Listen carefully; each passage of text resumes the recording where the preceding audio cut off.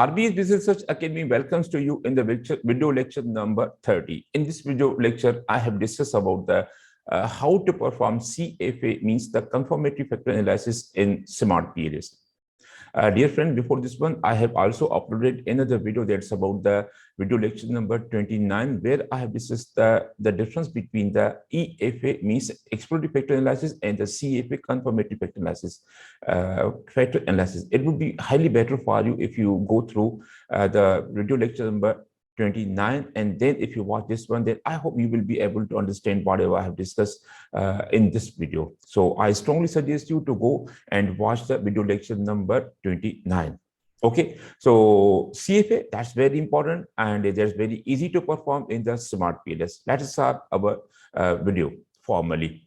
But before this one, my name is Dr. Rahim Sumro, and I'm from Pakistan. And this is also a certificate which was awarded to me from the SmartPLS Academy, Hamburg, Germany, where I completed online course from this academy. So before discussing this model, I would like to show you another one image. So that image I have taken from the AMOS. AMOS, you know, that's another software, AMOS. Then basically we categorize the static equation modeling software into the two major categories. One is the CB-SEM covariance based statistical equation modeling, and another is a VB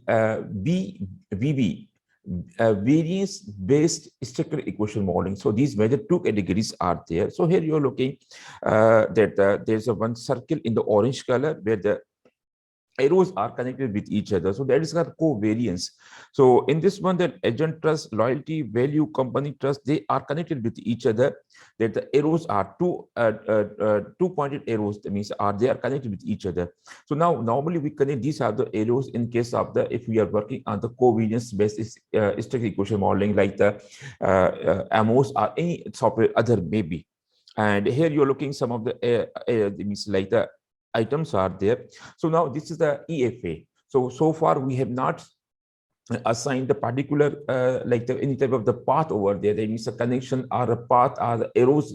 That means that we have not distinguished, okay, this is my dependent variable, this is independent variable, this is my mediator, moderate, all these things we have not done. So far it is EFA. So this is a major difference between the EFA and CFA. In the EFA, we do not categorize, just we put all those one as a variable. But when we're performing the CFA, then we have to provide the path analysis also over there, and we have to assign all the indicators to the each variable along with their path analysis. So this was a major difference which I wanted to introduce here, because this was very important.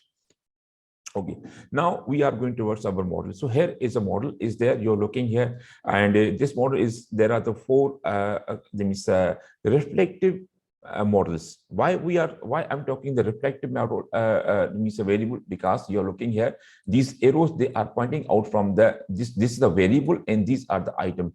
From the variable towards the item, if these such arrows are available, it means these are our reflective. Again, this is also reflective. Again, this is also reflective. So all my variables are reflective. Okay, so that's why. So if you want to know the difference between the reflective and formative, my video is also available. So please watch this video, and its image you're looking here. These two videos are there. They're clearly distinction between the difference between the reflective measurement model and the formative measurement model. Okay, so now before applying the CFA, I would like to show you another very important research paper which will tell you what and how to report the results of the CFA. So we are going on this PDF file. So dear friends, this is a very important research paper, when to use and how to report the results of the PLS-SEM, has been written by the Joseph here, Jeffrey Richard, Marco Sardis, Kirsten Ringel, a very important paper. And it has been written by the very popular researcher or professor in the field of the statistical equation modeling. So we are coming on our required page. So many things are there. I think it's a wonderful research paper, and you should go through this one. By the way, I have left like the link from where you can download below this video. If you're interested, you can download this lecture, this research paper from the link which is given below this video. Okay, so now we are on our main thing. Okay, now here we have it. So here you're looking the this reflective measurement model and this formative measurement model. Already I have talked about these two one. So here we are working on the reflective measurement model. So that's why we will focus only on the reflective measurement model. Otherwise, some other good things are also available if you are working on the formative measurement model. And for example, sometimes if there is the combination of the formative and reflective model, then both are important for you. But here we are only working on the reflective measurement model. So that's why we are not keeping our attention on the formative. Okay. So the first thing in the reflective measurement model is about the reflective indicator loading. So this should be equal or higher than 0.708. Okay, another thing is about the internal consistency. Now, internal consistency of the instrument can be measured with the help of the Cronbach alpha. That's very important because in this, like the reflective, the respondent has to remain consistent in his or her own replies. For example, your respondent is, if he's selecting the strongly agree or disagree for the certain option in the certain construct, then he is also required, logically, she's also required to select the remaining the item of that concern either by selecting strongly agree or agree. So that means this reliability is not checking the reliability of the instrument, but it is checking the reliability of your respondent. So that's why it is important. Okay, minimum, what should be the minimum? Should be the level of the Cronbach alpha should be 0.7 or above. Or if you're working on exploratory research like that, okay, so now there's the sum of the, you can also consider 0.6. If you are higher than 0.6, in alternative, we can start the 60% or the 70%. If you are higher than the 0.6 or 60%, that's okay. And another thing is this is a minimum requirement, and maximum is what you should not go ahead the 0.95.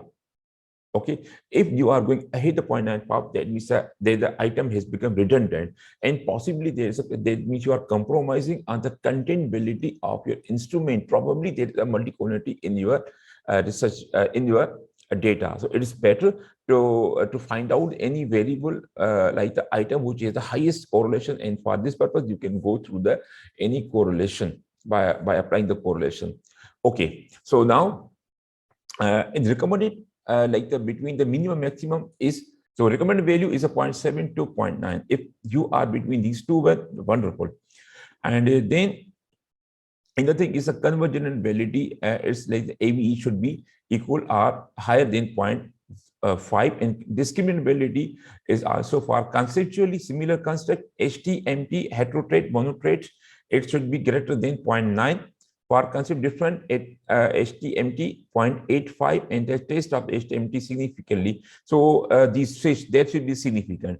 So these are some of the important like the criterion are there whenever you are reporting results of the CFA, that we should consider these type of the like the results in our research paper. Okay, so now we are going towards the SmartPLS screen. Okay, so after this we are on our SmartPLS screen. So here you are looking 4 different variables are there, and just without wasting time, we're applying the CFA on that one. Let's go. It's very easy to apply the SmartPLS like the CFA. So first of all, you're looking PLS algorithm. We will choose this technique when we have the all our like the variable are formative, or if there's a combination of the formative reflective, then we will prefer the PLS algorithm. But if all we have the reflected, then we should prefer consistent PLS algorithm over the PLS algorithm, because consistently check the word consistency.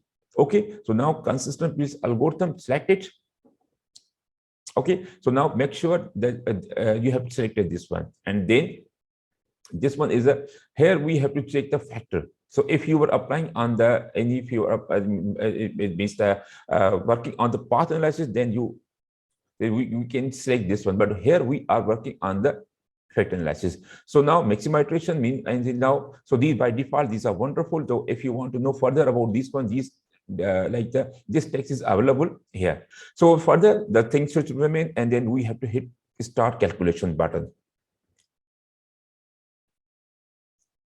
So results are before us. So first of all, these are the results of the path analysis. So now the impact of dependent variable on dependent variable, but there means a direct indirect path. So now we are not interested in this one because we are not working on the path analysis, but we are working on the CFA. So that's why this is not important for us. Okay, and another important thing which I want to hear, you are looking outer weights and outer loading. So somewhat both are same, but the main difference between the outer loading and outer weights is the outer weights we will work when we have the all our factors are formative. We will work on the, we will open this one with all our like the variable are reflective, then we will go towards the outer loading. But if with a mixture of these one, then if our variable is outer like the formative, then we will open outer weight. If it is a reflective, then we will open the outer loading. So here our variable are all are our variable are reflective, then means that we will go through the outer loading. So outer loading basically they are telling about the impact of the each item in on the on its respective construct. So these are the good thing is there that you're looking here, some are in the green color and some are in the red color. So those which are in the red color, they now this item has violated certain assumption or certain criterion, and that those which are in the green color, though these are okay, there is no any violation. So now this one is a point behavioral intention in the red color. So now these are red colors. The reason is that when their value is less than 0.708. So that's why these are in the red color. Those which are in the green color, they are above 0.708. Okay. Another important thing we have to go through R square. Wonderful. R square values are there, and construct reliability is there. Oh, in the construct reliability, there's a one issue. Okay. But before this one, you're looking here. All the values of chroma alpha are very good. They are within the range of the 0.7 to 0.9. That's wonderful. All the values of rho are again good. Composite reliability, again, that's fine. And but the certain issue is then the average AVE in the behavior intention. Okay. So further, if you go ahead now, chroma alpha, now you're looking here. Wonderful. All are our or higher than the benchmark. Wonderful thing of SmartPLS is that if you do not remember any benchmark, no problem. The SmartPLS teach you the what is the minimum the benchmark of this. So benchmark chroma alpha is 0.7. Wonderful. We are away. We are higher than this one. Okay, and then again rho, again we are higher than 0.7. Composite reliability. Again, we are higher than 0.7. AVE, you're looking somewhat, we are less than the 0.5. So here, this line shows the benchmark. So we are less than this one. So we have to improve this one first. Okay, so how to improve? That's very easy. So we have to find out the loadings of all these. Now, these are the outer loadings of all these ones.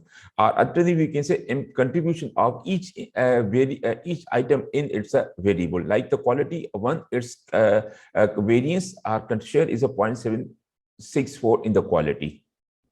Okay, so now here we look the date variable, which is the lowest contribution in this one. So in this one, we have to find, oh yes, this one is there. 0.189 is the lowest contribution. If you remove this one, then I hope it will solve our problem. There may be some other variable which are lowest than this one, but we have to remove one time in order to improve our model. If we are getting our model improved again to a certain extent or within the benchmark, then we are not required to delete the more item. One good thing is there, like these are reflective in this one. If you remove anyone, there's no problem, because all the items directly or indirectly they are asking the same thing. If you are removing any one item, there's no problem. But if you are working on the formative, then by removing one item, it's a very big issue. So it means be careful if you are deleting any one item, if your construct is a formative. So in reflective, there is no only problem. Okay, again, apply calculations consistent and then come here. Okay, and everything should hit start calculations. Okay, then directly come here. Oh, wonderful. All our variables, and that means all these values are within the range. That's why all are in the green color. Thanks God, this problem has been solved. So now furthermore, discriminant validity is another one. Although this is not important because we are working on the reflective, but if we are working on the formative, then in this case discriminant validity is very important. So how to understand discriminant validity? Like you are looking here, this one is this is our MSV. It means the mean shared value. So now it should be higher than all these one. Now MSV, this should be higher than this one, and MSV, this should be higher than this one. This is another MSV. So now, if they are higher, then in their respective, like means the horizontal line, vertical line, that's okay. But you're looking, some issue is there. Now, these are some are higher than this one. These two, right? Collinearity inequality is higher than this one. So probably there is a one issue of the multicollinearity. I think so. Okay. So as this not important, as others are important. So that's why we can, if we do not care about this one, that will be no any problem. Discriminability, collinearity, now here looking, all are our in the green color. Again, the good thing of this SmartPLS. So there is no any violation because all the values are within the range, within the benchmark. Benchmark is a 0.3. If you'll find anyone higher than 0.3, the same value will appear in the red color. So all our values are in green color. That means there is no any problem. And furthermore, even we can tolerate if the value of the VI is the higher than 0.3. Sorry, higher than 3, but it is less than 5. It's okay, no problem. But the value should be, first of all, it should be less than 3. Okay, but if the value of VI is higher than 5, then the problem is with your data. So now you have to identify that problem and you have to remove that problem. Okay. Now consider validity, where our CFA is lying. A very big question, sir, from where we can find out the results of our CFA. So now this is the tape. If you click this, you will get the results of your like the CFA. So now this is the tape. We have clicked it, and all these are the results of this one. So now it's somewhat difficult to distinguish the where your factor, that means your loadings are there. So somewhat now the good thing is that we should copy it. So select it all these one. Okay, and then just go into the copy to clipboard in the Excel format or in the R format. We have to select Excel format. Okay, and then we have to go on the Excel sheet. Now we have reached on our Excel sheet and just copy it somewhere. Okay, so now we have copied here, and another thing is to make them in middle, as we can understand properly. So now these are middle those now. So these are our 4 variables are there. So first we have to look at the behavior intention. You are looking here behavior intention. We have to select it like in this color. Okay. So now you're looking here, all the variables are in this, all in these one. These are higher in their respective line. If this is higher, then this is a first factor. So now the first factor is a behavior intention, and a second factor is our loyalty. Okay, so again we have to give it color. Now it is in the, so now all these are in this line, are in this line. All these value are variable are higher than in the all these lines in their respective lines. And another is a quality. Quality is another one. So again, okay, give it color. Okay, now looking here, and another, this is our last set. Okay, so all our variable have been means identified. So now you're looking at clear pattern is there. All our variable have loaded on their respective field. Okay, so one more problem is there that you are looking, so many things are there unnecessary. If we do like this one in this way, then I think it will be very easy for us to understand. So now this type of the facility is available in case of the if you're applying the reliability, like the, okay, if you are applying the EFA in the SPSS software, the SPSS provide you such type of facility. It means where there is a one type of the option suppress less than 0.4. So if this option is available, would have been available in this one, it would be wonderful. So now this another, I think the big mistake is still in the like the SmartPLS. If they introduce this type of the like the option in that, it will be very easy to understand all these one. So now you're looking here the one image. This image shows you that the 0.4 or 0.5. If you put the 0.5, all the that means the like the values they means that this will be disappear, although this will be there, but this will not be shown to us, like the several variable was shown here. So these will be disappeared here. So if SmartPLS they means consider this with the option in its SmartPLS, it will be wonderful. Okay, so now our factors have been generated. So now these factors already, some of the values have been read, and the most of the variable are here. Now we have to go towards the SmartPLS screen. So now we are on SmartPLS screen. So now we have developed our means factors. Now mostly now these are the factors are there because already we have assigned all these ones. So that's why we are having somewhat the same pattern in the CAP. Okay, one more thing in the last I would like to discuss, that's about the one more thing which I want to discuss, that's about the model fit. That's very important.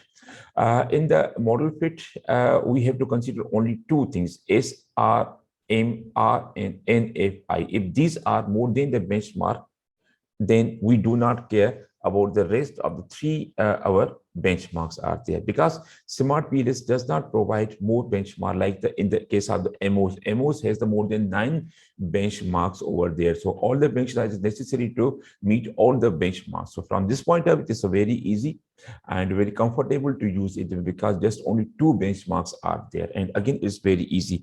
SRMR is less, if it is less than 0.08, that's wonderful. So already we have achieved this benchmark, but again, NFI value, it should be higher than 0.8, and if it is higher than 0.9, then again wonderful. So now in between, if it is again it's better. So now we are far away from this one. So now we have to find out this one. Okay, so now here you are looking another image that's about this from the smart MOS. So now we have to like read some items, but if you are working on this MOS, then you're looking here in the orange color, some are there items. They means covariance are there. They have attached E4 and E5. They have attached with each other. So in order to improve the model's fitness. So now again, you're looking another like your orange, the values in the orange circle, then again these have been co-vary in order to improve the model performance of the model. Again another one. So this is one way where you can improve the model in case of the MOS. But how to improve this model? For example, here we have to improve. Now we have to look for the outer loadings. How to find out those outer loading? We have to go into our model. So in our model, we have to go through, find out which one has the least contribution. So now which has the least contribution, like this one, loyalty 2 has a least contribution if you compare in the rest of others. So we have to read this one, hit read button, and then start calculation, and then hit start calculation, and directly go on the model fit. So here looking somewhat our model has been improved from 0.5 to 0.7. So again, we have to find out another one. So another one is our satisfaction one, because it is also a very least contribution. Read this one, and I suggest you please delete one item at one time. Okay. And then again, start calculations. And now our model fit. So here our model is within the range. Wonderful. That's about the 0.85. Wonderful. We have achieved our criterion that we are in between the 0.8 to 0.9. Thanks God, this problem has been solved. So now we can say that we are in a good position. All our benchmark, our things are okay. So in this way, we have done or we have performed. So at the end, I hope you have liked this video. If you like this video, please subscribe and share my channel. Thank you very much for watching this video.